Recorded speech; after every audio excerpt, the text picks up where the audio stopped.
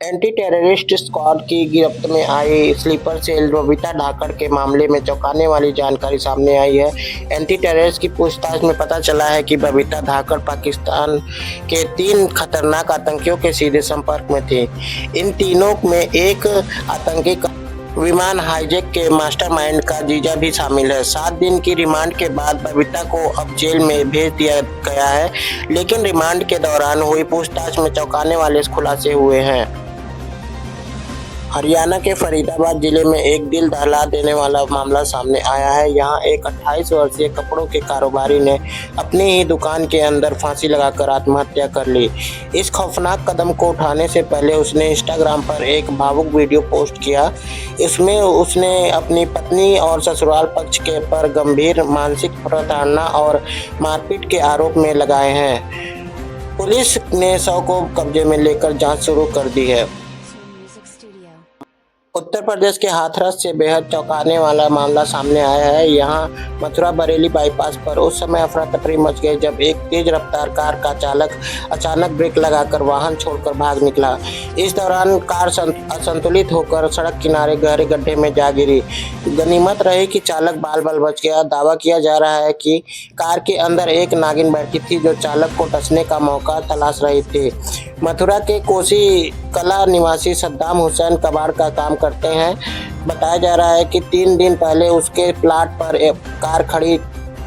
Car के नीचे नाग नागिन का जोड़ा बैठा था। ड्राइवर ने कार निकाली तो पहिए के नीचे आकर कुचलने से नाग की मौके पर मृत्यु हो गई। नागिन काफी देर तक मृत नाग के पास बैठी रही। डर की वजह से सद्दाम हुसैन ने डंडे से नागिन पर हमला किया, लेकिन वह जान बचाकर भाग गए। इसके बाद सद्दाम हुसैन ने मरे हुए नाग को नाले में फेंक दिया। तब से नागिन सद्दाम से बदला लेने के लिए भटक रही थी। चीन ने इस महीने के एक ऐसे सैटेलाइट को लॉन्च किया है जो भारतीय मिसाइलों को उड़ान भरने की डिटेक्ट कर लेगा। यह सैटेलाइट मिसाइलों से निकलने वाली गर्मी को पहचान कर उसकी जानकारी चीन को देगा।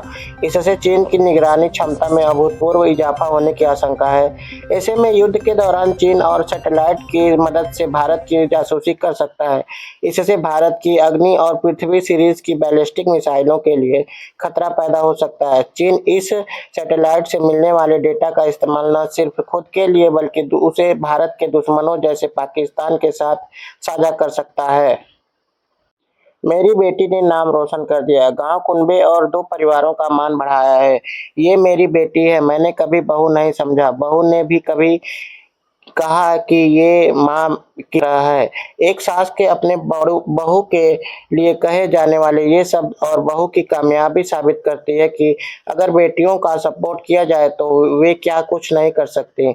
हरियाणा की बहू रेणु कादियान ने बिहार लोक सेवा आयोग बीपीएससी की 17वीं संयुक्त प्रतियोगिता परीक्षा परिणाम में 349वीं रैंक हासिल की है। उन्हें बिहार में टेक्स्ट असिस्टेंट कमिश्नर का पद मिला है।